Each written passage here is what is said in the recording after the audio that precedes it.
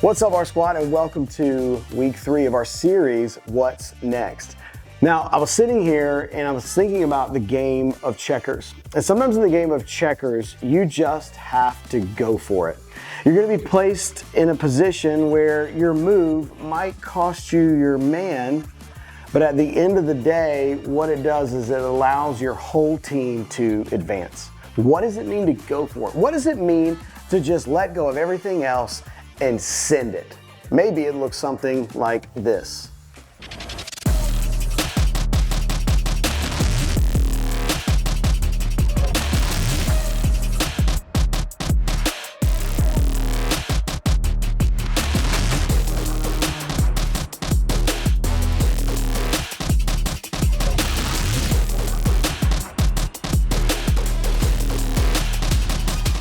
Now, that's some pretty crazy stuff in those videos. I mean, no doubt, some definite send it type of moments. I did years ago go skydiving with my best friend, Pastor John, and it was an experience like no other. I remember when we arrived, I had that feeling in my stomach. It was like, it kept wanting to go up here to my throat. I was nervous.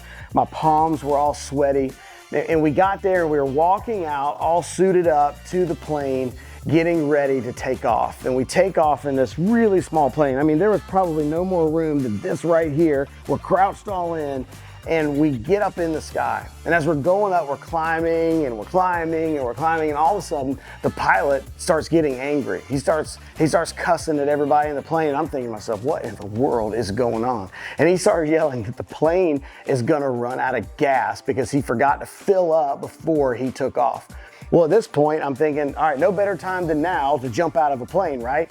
And so the instructor that's strapped to my back goes, hey, just go a little bit higher up and then we'll just get out of this plane and be done with it. And sure enough, they go up, they get to the right height, and then they tell me to make my way all the way to the edge of the door, and they open the door. I mean, the plane starts shaking like crazy as the wind comes into the plane. And they said, now put your feet on the outside of the edge. And I put my feet on the outside of the edge, and he goes, okay, on the count of 3, ready? 1, 2, boom. And then on 2, push me out of the plane. We roll, we do a barrel roll, we come out, and then we lay out flat like they had instructed us to do, and it was absolutely incredible. See, I thought the whole time I was falling, I would feel like I was on a roller coaster where your stomach's in your throat the whole time, but no, it wasn't like that at all. The pressure that was underneath, it let me feel like I was flying, and we just soared through the air. And then after a certain time, they said, all right, hold on. So I grabbed the straps, and they pull the chute, and the chute goes out, and then it's just quiet. And it's this incredible view. We could see the ocean, we could see the river, we could see everything. It was absolutely incredible. And it was an experience like no other. One of the things that I learned from this experience, as scary as it was in the beginning, is this: you can't move forward if you stay where it's safe. I mean, safe would have been in the car, right? Safe would have been at home. Safe might have even been in the plane because the guy did in fact land. I never would have had the experience that I had if I chose to just stay where it's safe. This reminds me of a story that we find in the Bible. It's an incredible story in Matthew chapter 14. And Jesus had been doing a lot of really great things, and he was going to the mountain for a time of prayer. And he sends the disciples, he tells them, hey, go in the boat, and just get away for a little while and go out into the waters. And so as they're out there on the waters, this huge storm comes up. I mean, a massive storm, and it has them absolutely terrified. And sometime around 3 o'clock at night, they're on the boat, things are going crazy, and they look out and they see a man walking on the water. I mean, and they're completely and totally freaked out. But then they start looking and they're looking more and they think it's a ghost, and it's like, what is this, like Casper showing up over here? I mean, this is crazy. And they look and it's actually Jesus. Jesus is walking on top of the water towards them.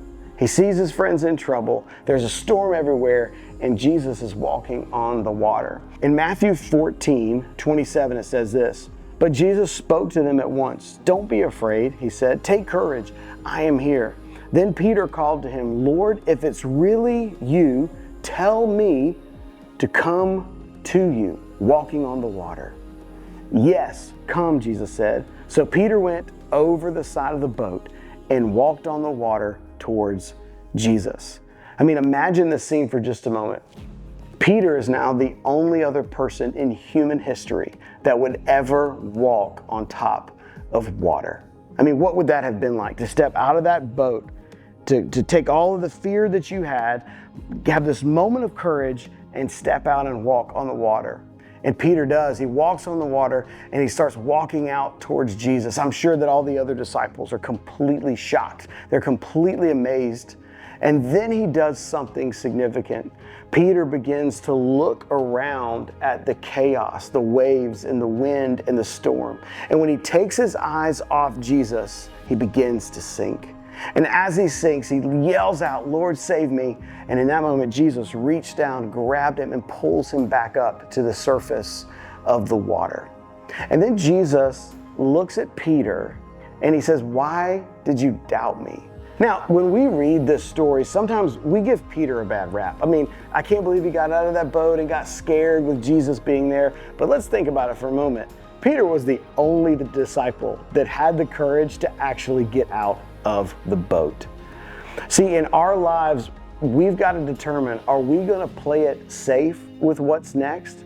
Or are we going to take the risk? Or are we going to have the courage to do what's right, to do what we need to do, even when everything else in our lives seems chaotic? Like, let's go back to the story of the skydiving. If I told you I had gotten the suit on, had strapped on, had the instructor on my back, we had the parachute packed and ready to go, but yet I never jumped out of the plane, did I actually go skydiving? No. I never had that experience, that thrill, that story to tell later. Why? Because I didn't actually step out. See, for us in our lives, there's going to be these moments where we don't know what's next, but we're afraid and we're fearful. And God calls us to a place of courage. God calls us to lean and to trust in Him. So here's my question for you. What's your next move?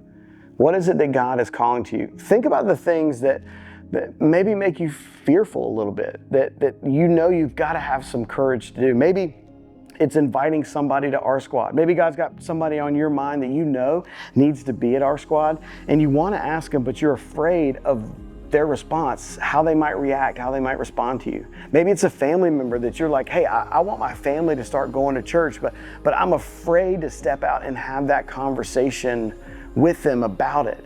Maybe you're in this position right now where there's something about your faith and your relationship with God that you know you need to do, whether it's baptism, maybe it's sharing the gospel with one of your friends who doesn't know anything about Jesus. I'm going to encourage you to do this.